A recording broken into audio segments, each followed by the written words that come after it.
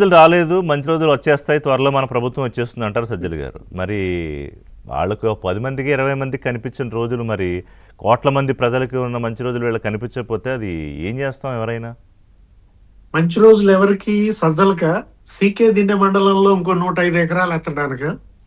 లేకపోతే పెద్దిరెడ్డిక?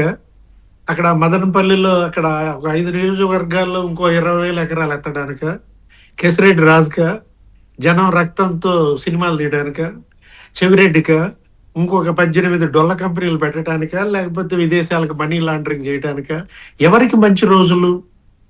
లేకపోతే మంచి రోజులు వస్తున్నాయి. అతను నిన్న సజ్జల భేటీ ఏంటంటేనంటే ఆర్య వయసులతో భేటీ పెట్టాడు. అవును, ఆర్య వయసులో భేటీ అనగానే అతను నాకు అర్థం కాదు అసలు ఎందుకు పెట్టాడు. ఏంటంటే పంచ్ ప్రభాకర్ పెట్టించాడా, జగన్మోహన్ రెడ్డి పెట్టించాడా? ప్రభాకర్ మీద ఏదో కేసులు పెడుతున్నట్టున్నారు ఈ వయసులంతా కూడా.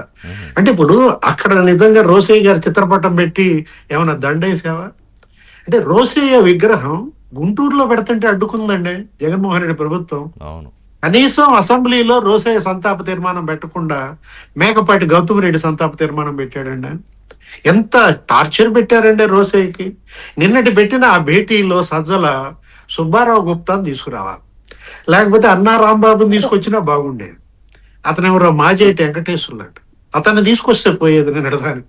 అంటే 100 కోట్ల ఆస్తి అండి. పాపం బిచ్చమెత్తుకునే పరిస్థితి తెచ్చాడు అక్కడ మదనపల్లిలో పెద్దిరెడ్డి.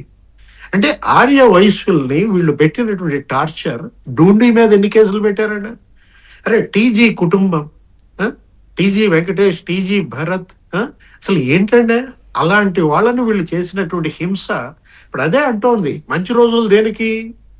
పిఎస్ఆర్ ఆంజనేయులుగా మంచి రోజులు? లేకపోతే విశాల్ గున్నీక, లేకపోతే కాంతిరాణా టాటాక, సునీల్ కుమార్క? ఎవరికి మంచి రోజులు కోరుకుంటున్నాడు? కిడ్నాపులు చేయడానిక, లేకపోతే మరి మర్డర్లు చేయడానిక, గంజాయి బ్యాచ్గా మంచి రోజులు కోరుకునేది వీళ్ళు? అంటే సజ్జల రామకృష్ణారెడ్డి తీసి పక్కన పెట్టండి. జగన్మోహన్ రెడ్డి అసలు అతనితో రాజకీయం చేయటం దరిద్రం మనం ఏదో అంటున్నాడు మాణిక్యాలరావు గారు ఇందాక. జగన్ రాజకీయాలు లేని ఆంధ్రప్రదేశ్ని ఏమన్నా చూడగలమా కృషి గారు? విలన్ లేని సినిమా ఏమన్నా మీకు ఇంట్రెస్ట్ ఉంటుందా?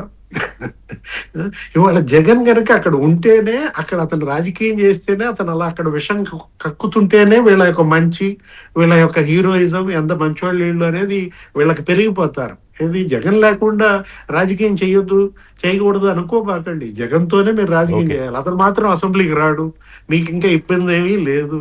తను శుభ్రంగా పుట్ట, ఎలహంక పుట్ట, తాడేపల్లి పుట్ట, బయటకు వచ్చి అప్పుడప్పుడు విషం కక్కుతూ ఉంటాడు.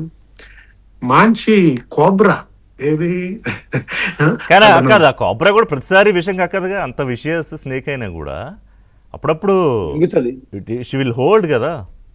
అర్థమైందా బ్రో అనా? ఏదో అన్నారు ఏంటది? సారీ బ్రో పనులు జరుగుతున్నాయని.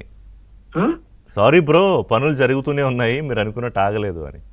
సారీ బ్రో కాదు, సారీ కోబ్రా అనాలి. వైఎస్ఆర్ సిపిలో సి అంటే కోబ్రా అయిపోయిందండి. రైట్, చూద్దాం. ఆ ప్రభుత్వం అంటే ఒకటి ప్రజలకి తను చేస్తున్న పనులు చెప్పుకోవడంలో ఇంకా కొంత వెనుకబడి ఉన్నారనేది నా అభిప్రాయం కూడా. అది ఎమ్మెల్యేల స్థాయిలో జరగాలి. మంత్రులు, క్యాబినెట్ వాళ్ళ పని వాళ్ళు ఇంకా కొంత ప్రజల్లోకి తీసుకెళ్తే బాగుంటుంది. చూద్దాం. కేసులు పెట్టాలి. ఇప్పుడు ఈ కమ్మ విద్వేషం రగిలిస్తూ మాట్లాడినటువంటి ఆ సీనియర్ ఐఏఎస్, రిటైర్డ్ ఐఏఎస్, లేకపోతే ఆ ఛానల్, మీరు కరెక్ట్ పాయింట్. నిత్యం ఈ కులాల పంచాయతీలు పెట్టి ప్రజల్లో ఈ విభజన రేఖలు గీయాలనుకునే వాళ్ళ మీద మాత్రం సీరియస్గా యాక్షన్ అయితే తీసుకోవాలి.